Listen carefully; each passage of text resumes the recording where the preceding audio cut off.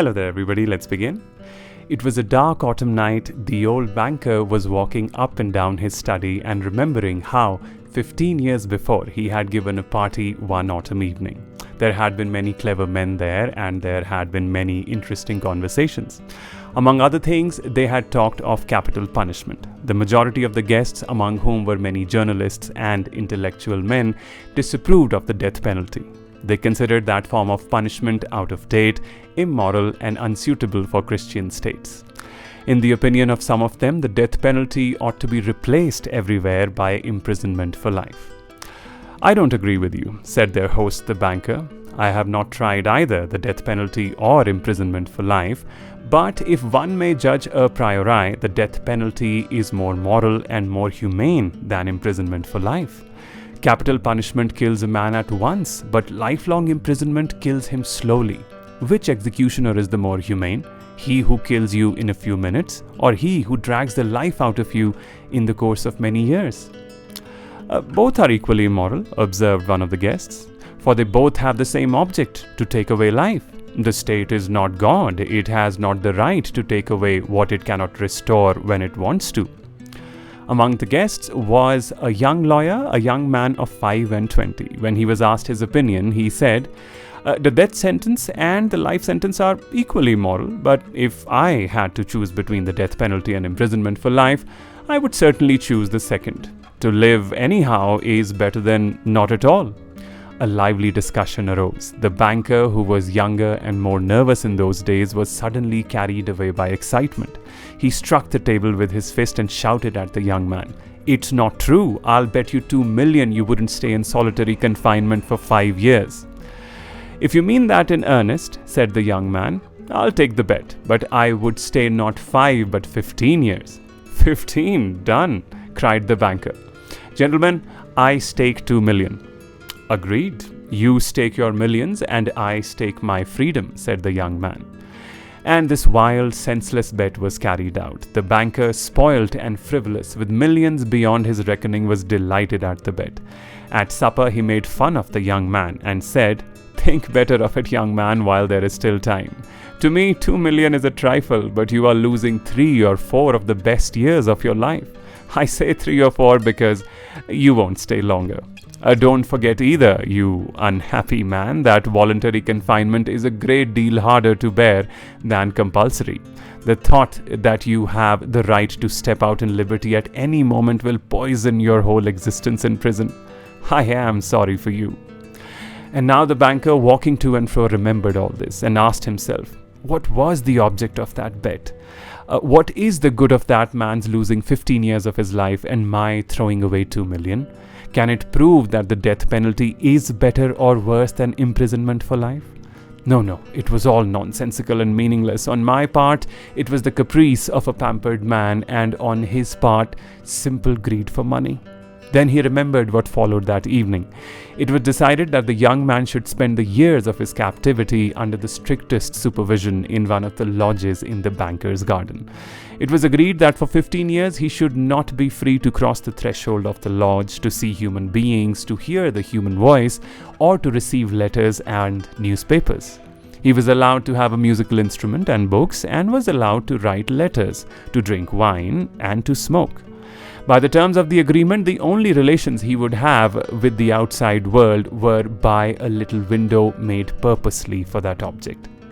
He might have anything he wanted, books, music, wine, and so on, in any quantity he desired by writing an order, but could only receive them through the window.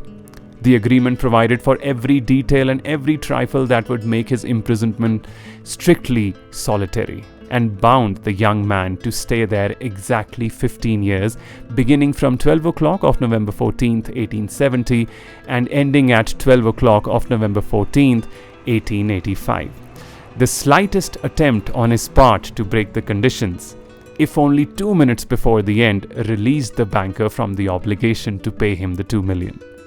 For the first year of his confinement, as far as one could judge from his brief notes, the prisoner suffered severely from loneliness and depression. The sounds of the piano could be heard continually day and night from his lodge. He refused wine and tobacco. Wine, he wrote, excites the desires and desires are the worst foes of the prisoner. And besides, nothing could be more dreary than drinking good wine and seeing no one. And tobacco spoilt the air of his room. In the first year, the books he sent for were principally of a light character, novels with a complicated love plot, sensational and fantastic stories, and so on. In the second year, the piano was silent in the lodge and the prisoner asked only for the classics. In the fifth year, music was audible again and the prisoner asked for wine. Those who watched him through the window said that all that year he spent doing nothing but eating and drinking and lying on his bed, frequently yawning and angrily talking to himself. He did not read books. Sometimes at night he would sit down to write. He would spend hours writing and in the morning tear up all that he had written. More than once he could be heard crying. In the second half of the sixth year, the prisoner began zealously studying languages, philosophy, and history. He threw himself eagerly into these studies, so much so that the banker had enough to do to get him the books he ordered. In the course of 4 years, some 600 volumes were procured at his request. It was during this period that the banker received the following letter from his prisoner. My dear jailer, I write you these lines in 6 languages. Show them to the people who know the languages. Let them read them. If they find not one mistake, I implore you to fire a shot in the garden. That shot will show me that my efforts have not been thrown away. The geniuses of all ages and of all lands speak different languages, but the same flame burns in all of them. Oh, if you only knew what unearthly happiness my soul feels now from being able to understand them.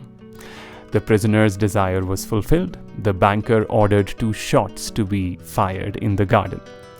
Then, after the 10th year, the prisoner sat immovably at the table and read nothing but the gospel.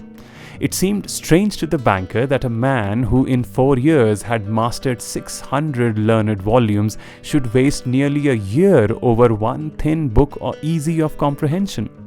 Theology and histories of religion followed the Gospels.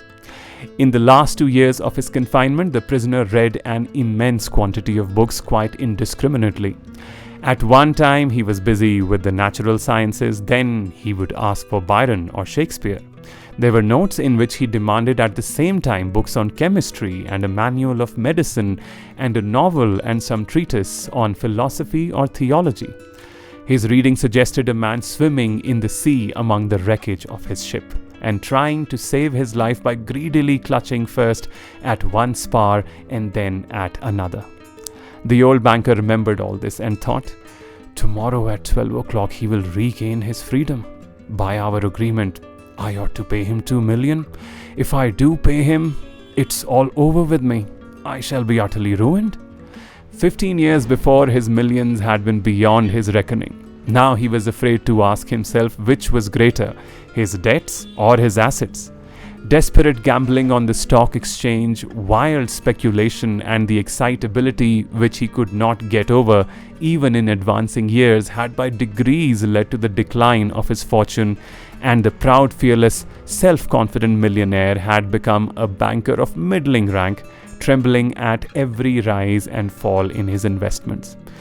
"Cursed bet," muttered the old man, clutching his head in despair. "Why didn't the man die? He's only 40 now. He will take my last penny from me. He will marry. He will enjoy life. Will gamble on the exchange while I shall look at him with envy like a beggar and hear from him every day the same sentence. I am indebted to you for the happiness of my life. Let me help you." No, it is too much. The one means of being saved from bankruptcy and disgrace is the death of that man. It struck 3 o'clock. The banker listened. Everyone was asleep in the house and nothing could be heard outside but the rustling of the chilled trees. Trying to make no noise, he took from a fireproof safe the key of the door, which had not been opened for 15 years, put on his overcoat and went out of the house. It was dark and cold in the garden. Rain was falling. A damp cutting wind was racing through the garden, howling and giving the trees no rest. The banker strained his eyes, but could see neither the earth, nor the white statues, nor the lodge, nor the trees. Going to the spot where the lodge stood, he twice called the watchman. No answer followed. Evidently, the watchman had sought shelter from the weather and was now asleep somewhere, either in the kitchen or in the greenhouse. If I had the pluck to carry out my intention, thought the old man, suspicion would fall first upon the watchman. He felt in the darkness for the steps and the door and went into the entry of the lodge. Then he groped his way into a little passage and lighted a match. There was not a soul there. There was a bedstead with no bedding on it, and in the corner there was a dark cast iron stove. The seals on the door leading to the prisoner's room were intact. When the match went out, the old man, trembling with emotion, peeped through the little window. A candle was burning dimly in the prisoner's room. He was sitting at the table. Nothing could be seen but his back, the hair on his head, and his hands. Open books were lying on the table, on the 2 easy chairs, and on the carpet near the table. 5 minutes passed, and the prisoner did not once stir. 15 years' imprisonment had taught him to sit still. The banker tapped at the window with his finger, and the prisoner made no movement whatever in response. Then the banker cautiously broke the seals of the door and put the key in the keyhole. The rusty lock gave a grating sound, and the door creaked. The banker expected to hear at once footsteps and a cry of astonishment, but 3 minutes passed and it was as quiet as ever in the room. He made up his mind to go in. At the table, a man unlike ordinary people was sitting motionless. He was a skeleton with the skin drawn tight over his bones, with long curls like a woman's and a shaggy beard. His face was yellow with an earthy tint in it. His cheeks were hollow, his back long and narrow, and the hand on which his shaggy head was propped was so thin and delicate that it was dreadful to look at it. His hair was already streaked with silver, and seeing his emaciated, aged-looking face, no one would have believed that he was only 40. He was asleep. In front of his bowed head, there lay on the table a sheet of paper, on which there was something written in fine handwriting. Poor creature, thought the banker. He is asleep and most likely dreaming of the millions, and I have only to take this half-dead man, throw him on the bed, stifle him a little with the pillow, and the most conscientious expert would find no sign of a violent death. But let us first read what he has written here. The banker took the page from the table and read as follows. Tomorrow at 12 o'clock, I regain my freedom and the right to associate with other men. But before I leave this room and see the sunshine, I think it necessary to say a few words to you. With a clear conscience, I tell you, as before God who beholds me, that I despise freedom and life and health and all that in your books is called the good things of the world.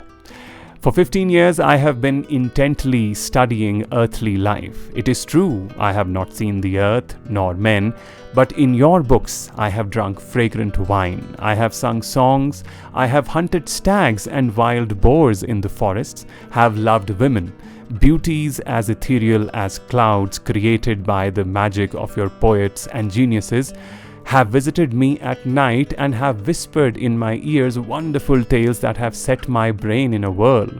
In your books I have climbed the peaks of Elburz and Mont Blanc, and from there I have seen the sun rise and have watched it at evening flood the sky, the ocean, and the mountain tops with gold and crimson. I have watched from there the lightning flashing over my head and cleaving the storm clouds. I have seen forests, fields, rivers, lakes, towns. I have heard the singing of the sirens and the strains of the shepherd's pipes. I have touched the wings of comely devils who flew down to converse with me of God. In your books I have flung myself into the bottomless pit, performed miracles, slain, burnt towns, preached new religions, conquered whole kingdoms. Your books have given me wisdom. All that the unresting thought of man has created in the ages is compressed into a small compass in my brain. I know that I am wiser than all of you, and I despise your books. I despise wisdom and the blessings of this world. It is all worthless, fleeting, illusory, and deceptive like a mirage. You may be proud, wise, and fine, but death will wipe you off the face of the earth as though you were no more than mice burrowing under the floor, and your posterity, your history, your immortal geniuses will burn or freeze together with the earthly globe. You have lost your reason and taken the wrong path. You have taken lies for truth and hideousness for beauty. You would marvel if, owing to strange events of some sort, frogs and lizards suddenly grew on apple and orange trees instead of fruit, or if roses began to smell like a sweating horse. So I marvel at you who exchange heaven for earth. I don't want to understand you. To prove to you in action how I despise all that you live by, I renounce the 2 million of which I once dreamed as of paradise and which now I despise. To deprive myself of the right to the money, I shall go out from here 5 hours before the time fixed, and so break the compact. When the banker had read this, he laid the page on the table, kissed the strange man on the head, and went out of the lodge weeping. At no other time, even when he had lost heavily on the stock exchange, had he felt so great a contempt for himself. When he got home, he lay on his bed, but his tears and emotions kept him for hours from sleeping. Next morning, the watchmen ran in with pale faces and told him they had seen the man who lived in the lodge climb out of the window into the garden, go to the gate, and disappear. The banker went at once with the servants to the lodge and made sure of the flight of his prisoner. To avoid arousing unnecessary talk, he took from the table the writing in which the millions were renounced, and when he got home, locked it up in the fireproof safe.